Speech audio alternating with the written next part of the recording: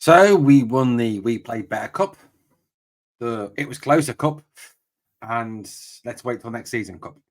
No, we didn't win anything. We won nothing today. Um, Look, it's a difficult one. It's a difficult one. Um, I'll be honest with you, I hate it. I'm fed up of it. I'm absolutely pig sick of finishing second to them. I am sick to death of losing to them. I'm sick to death of the fact that you know, we can play well and we just can't beat them at this moment in time. Um, we'll discuss the game a little bit shortly. Obviously, it was a controversial game. It was to watch at times. It was a game of two halves. Yeah, I think so. Definitely a game of two halves. Does it change anything for the summer? No, of course it doesn't. It doesn't change a thing. It does obviously still stand to reason that we are the end of a cycle.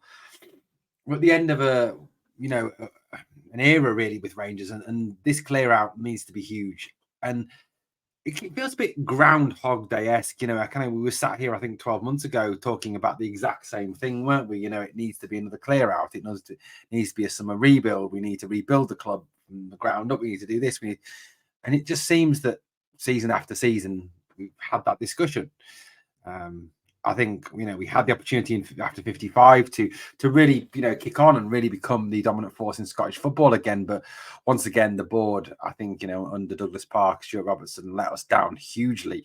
Robertson and Park, for what they did and the way they threw away the chance that we had, and they gave Celtic their opportunity to come back at us. I think it's unforgivable, personally speaking. But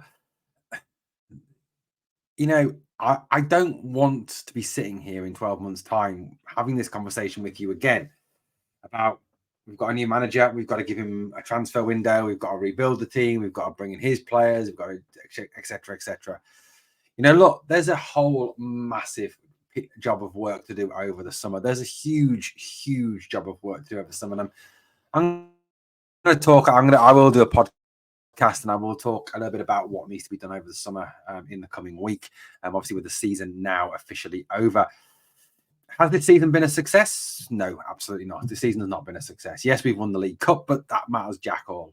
For a club like Rangers, winning the League Cup is not acceptable. It's just not good enough. Wholly not good enough. Just genuinely not up to standard. I think, if you're a fan that thinks that winning the League Cup is good, we've had a good season, that we finished second in the league and we could have won it for a long stage and we got to the Scottish Cup final, but we won the League Cup, we had a good season. I think you're living in Cloud Cuckoo land and you're part of the problem. I know a couple of fans that will be thinking like that. Oh, we've had a great season. Yeah, whatever. That's not good enough for this club. It isn't good enough for this club. This club needs to win league titles. It needs to win the cup. It needs to win trebles. It needs to beat Celtic on a regular basis, and it is not doing that. Like I said, the last time we beat Celtic in a meaningful fixture, and look, I know that all firm games carry a meaning. I get that, and the 3-0 at the end of last season, yeah. But the last time when something was really on the line, the last time it was really genuinely mattered was that Scottish Cup semi-final with 2-1. That was the last time we actually beat them when it actually mattered. And that is not good enough for Rangers. I mean, our record against them this season is pretty appalling. It's genuinely is poor. The best result we've got against them this year, a draw at Ibrox. I mean, that's just not good enough for a club like Rangers. Now, today's game was just, it wasn't a great game. Let's put it that way. And it's interesting what James Tavernier and Phil Clement have said after the game. Tavernier made some interesting comments that's really got me concerned about him staying at the club. That's more to come, so hang on for that. But in terms of the game itself, I felt Celtic started the better. They had more of the ball.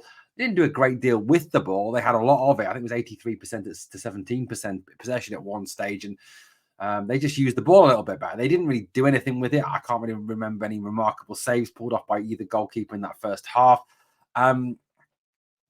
Overall, it was an average first half. I thought the change at half time, that taking off Dessers, bringing on Seema, made us a big difference, actually. I genuinely do. I think that was a good change by Philippe Clement. And I do want to talk about Philippe Clement's substitutions, because I thought overall his substitutions in this game were just absolutely clueless. Genuinely were just I don't know. I don't get them. I don't get them. A reminder on the team of today's game. I think, looking at the team that Philippe Clement picked today, I don't think he could have picked a stronger team with the players that he had, the fitness of certain players, the availability of certain players, the match sharpness of certain players, the ability to play 90 minutes of certain players. The team he named was pretty much, the strongest team we've got.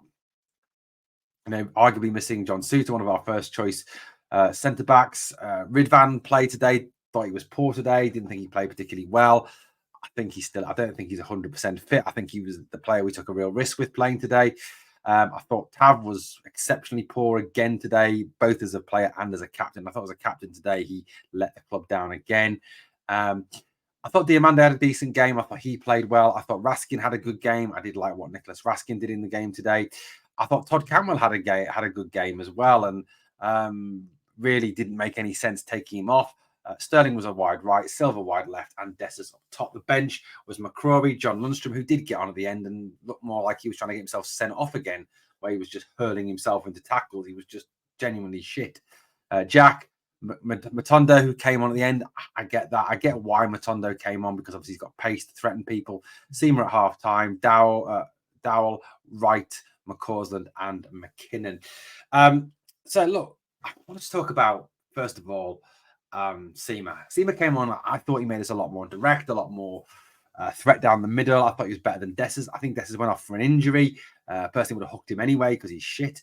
But I think overall Seamer made a big difference. He did put them under pressure. He's quick. He's direct. A lot of things that Dessers isn't. And I thought he did very, very well. And he was unlucky with his goal. Now, look, the goal has caused a whole host of debate. There's fans saying that it was never, ever should have been disallowed. There's others saying that, if you look back on the challenge that Scales made on Dujon Sterling, the push in the back, and that nothing was given for that. That push was an awful lot stronger than what Raskin did to Hart. Look, let's have a look. This is the still image. This is the still image of that incident. Now, yes, Raskin has got his hands on Hart's back. Does it really make a sufficient difference to the jump of Hart and his ability to get to the ball? I don't think he does. I don't think there's enough force put into it. I think Hart made a lot of the touch. Raskin, yes, was stupid putting his hands on a goalkeeper. Look, it shouldn't. I don't think the goal should have been disallowed. I'm being honest with you. I don't think it should have been disallowed. And yes, you could say I've got blue tinted spectacles on. It shouldn't have been disallowed. Of course, it shouldn't. But Raskin should know that the moment you touch a goalkeeper, you are going to get a foul given against you. Goalkeepers are untouchable. They are the most overprotected species in the world. You literally cannot even breathe on a goalkeeper these days without a foul being given against you. So Raskin was a bit stupid from that aspect. But the thing I want to kind of discuss around this incident was look at Taylor and look at where his arms are. His arms are wrapped round Nicholas Raskin. Now, surely that's a foul. So before Raskin touches Hart, Taylor has grabbed hold of Raskin. So surely that's a foul. So therefore a penalty, because Taylor is holding Raskin. Now, last time I looked, and I have done my refereeing qualifications, you cannot wrap your arms around an opposition player and hold an opposition player.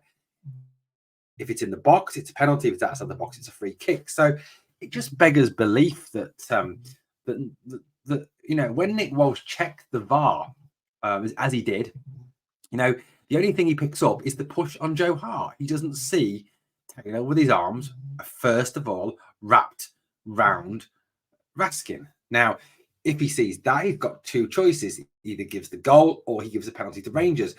The third option is not a free kick to Celtic. Why? Because there is no third option. In that situation, and looking at that still image, there is only two choices. It's either you allow the goal to stand or you give a penalty to Rangers. There is no third option. There is no Celtic free kick option in that. And it's noticeable, wasn't it, that after that goal went in, Hart was chasing the referee down the pitch, remonstrating. And then obviously John Beaton comes over VAR. And the moment Nick Walsh heads to the monitor by the side of the pitch, he's rubbing his hands with glee, because we all know what happened, what comes next that Nick Walsh would of course be looking for any opportunities to chalk off the goal and make himself the centre of attention yet again.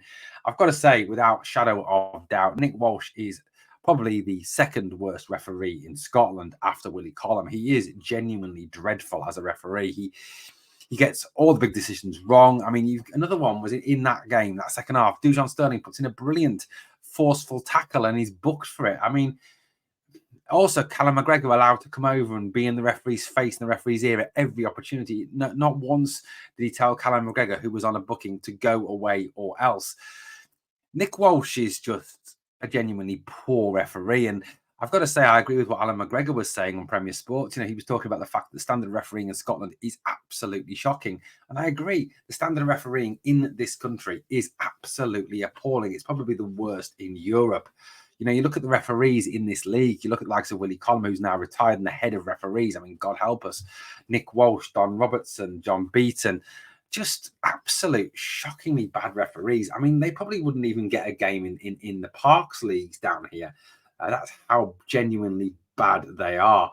I thought Walsh had an absolute mare. I think you know, he really, really did. I mean, you've just got to look at obviously the push on Sterling in the first half where nothing's given. You've got to look at the disallowed goal, the booking of Sterling. I mean, it was just so much. There was 2 fouls by Taylor, one after another on Cantwell. He shoves Cantwell to the ground whilst shoves him back onto the ground when he's trying to get up. It's just outrageous. Nick Walsh was genuinely awful today. Genuinely just piss poor throughout the entire game. Obviously, then Celtic go on to score. Look, you know, Jack Butland has been the keeper of the season. He's been the best keeper we've had. I love Jack Butland to bits, but he's got to do better in that circumstance. You know, he has made an absolute ricket there. Now, he'll probably be the first himself to actually admit that he's made an absolute balls up of that. You know, when I was a kid, I was a goalkeeper, and the first thing you're taught as a keeper is if you're going to parry the ball, push it to the side, shove it away. Don't push it back into the middle. And that's what Butland does now. I've got no doubt the ball moves in the air slightly before that. Yes, you know, we allowed Palabernado to drive from midfield. Yes, Scott Wright is an idiot giving the ball away. There's lots of things that lead up to that goal. So I'm not saying that Jack Butland is solely to blame. Of course he isn't. There is times and opportunities for players to snuff out the threat before it comes to the shot and it's not taken. But the primary, you know, response.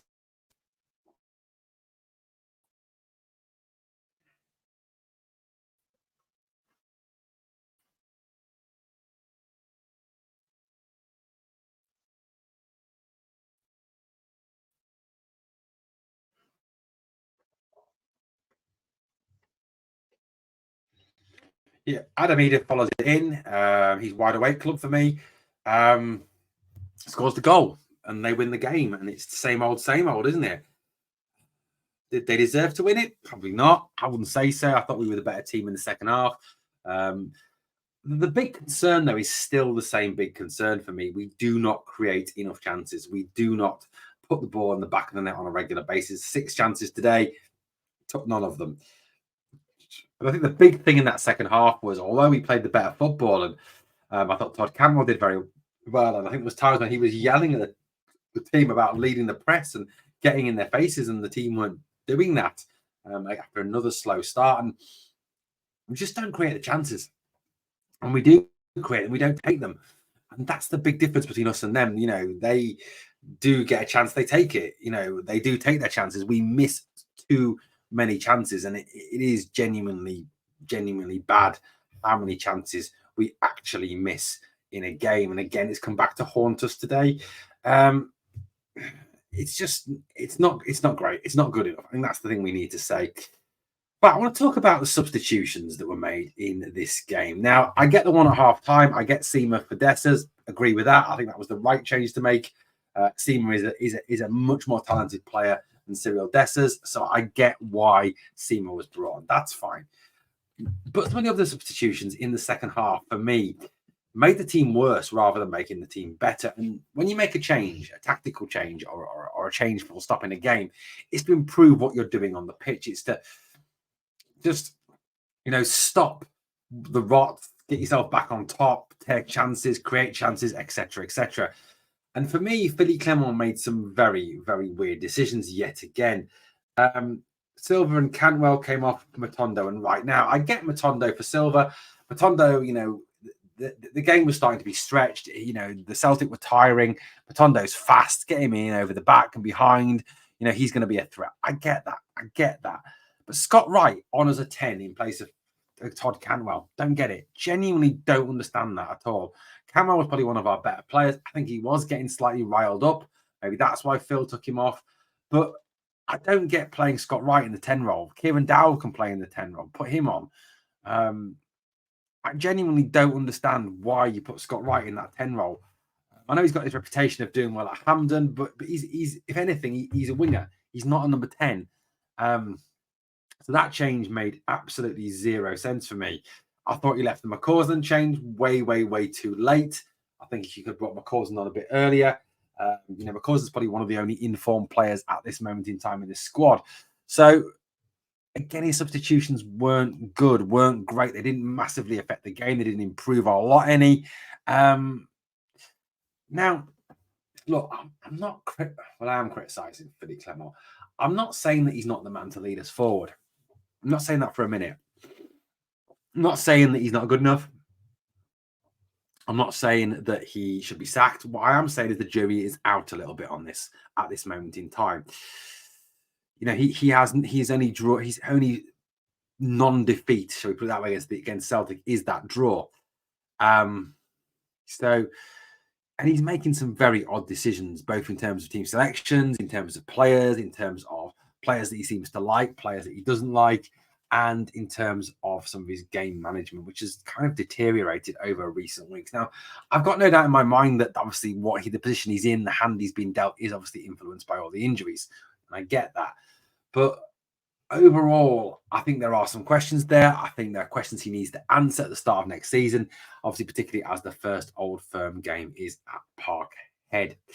Now, Tav did speak to the media. He was devastated rather than disappointed. So I suppose that's an upgrade on disappointed. I did see something funny on Facebook earlier. Is Tav the Rangers captain with the most runners-up medals in history? So that was on Facebook earlier. After the game, this is what Tav said to the media, and this has got me worried. I think the gaffer has said this summer is going to be massive for us, massive rebuild. We have to look forward for that and deliver for the fans. This is a comment that kind of sounds like Tav thinks he's staying and that he's going nowhere. Now, I know and appreciate the club are not, after a cup final, going to come out and say X is going, Y is going, and Z is going, and so on and so forth. But this is worrying. It's massive for us. We have to look forward to that, deliver for the fans. To me, there's a bit too many future tenses in there. And if James Tavernier is still captain next season, if James Tavernier is still at Rangers next season, then we win jack shit. We win absolutely nothing. I know that's negative to say that, and I don't want to be negative, but Tav's time is up. Yes, he has good numbers going forward, but they're numbers we can replace in midfield and up front with the right purchases, which we haven't made in recent seasons. If Tav is still here next season, it will not be good for Rangers. I'm not saying, Tav hasn't been a great servant for the club. He hasn't done some good things for the club in the past. He certainly has. But now his legs are gone. He's not the same player he was. For me, it would be totally the wrong decision to retain Tav as captain and in the squad next season. Okay, guys, just to finish off with, it was a fantastic one. Positive thing from yesterday was the unveiling of the Walter Smith statue outside Ibrox. Absolutely fantastic statue. His good lady wife was there for the unveiling. The likeness is quite remarkable if you get real close up on the face. So, well done. Absolutely fantastic. Well done to the club for getting the statue. Well done for the quality of the statue as well. It's great that, that he has now finally been honoured with this statue. He's certainly someone who deserves that honour. And it's shame the players obviously let him down today. Let's hope the players go and they look at the statue and they realise what this club is, who this club is, and what is expected of this club. Under Sir Walter, it was clear every season we tried to win absolutely everything. We tried to win the league, the cup, and the League Cup. Though it is not acceptable to lose any of those trophies if you're at Rangers. I think that's something that Walter Smith did live up to throughout his entire career. So for me, fantastic there, absolutely fantastic. Like I said, it's a shame the players let him down today. Well, guys, let me know what you think of the stories we've covered in today's video. Thank you so much for watching Glasgow Rangers Nation, guys. And as always, on the way out, two things I ask of you. Number one, please smash that sub. It helps. Oh, it's three things today. Second thing, smash the like. It helps us defeat the evil algorithm. And number three is, please always remember, never forget.